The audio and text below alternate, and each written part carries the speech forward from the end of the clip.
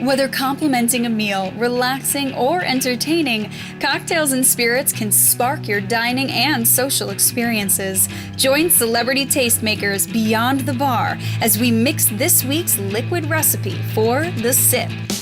I'm Kaitlin Monte, beyond the bar at Bathtub Gin here in the heart of New York City with David Laird, who's going to teach us the finer things of exploring a really nice whiskey. This is the Balvenie single malt 21-year-old Portwood. This whiskey's been aged for 21 years in American oak barrels.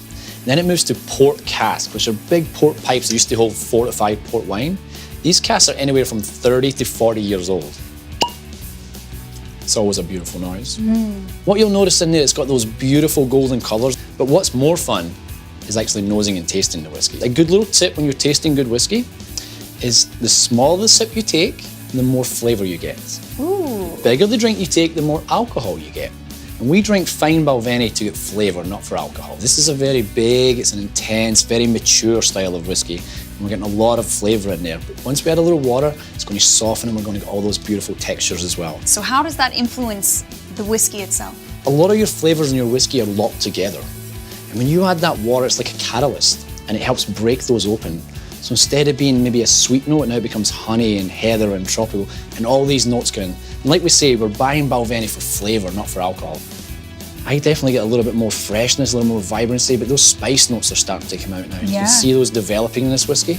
The honey is starting to become more specific. Yeah. It goes from sweet to a rich smell. Yeah. One little trick, breathing through your nose with your mouth open, it helps circulate the air. This whiskey 3 years ago entered a competition called the International Spirits Challenge and was voted the Supreme Spirit of the Year. Slanchiva, as we say in Scotland. Slanchiva. What a difference. The spice becomes so specific, almost an aftertone. Water kind of softens some of those port cask tannins and a little bit of the alcohol, and it just becomes creamy. As Balvenie gets older, it kind of becomes decadent. Being patient enough to sip rather than to take big swigs of whiskey makes such a big difference. It's not as harsh, it really becomes intricate and delicate.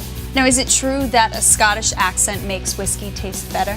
It definitely makes me sound better. I've practiced a lot. There is something special about drinking a Scotch over in Scotland, and I do encourage people to go to Scotland and visit the Balvenie distillery because you actually see the people working there.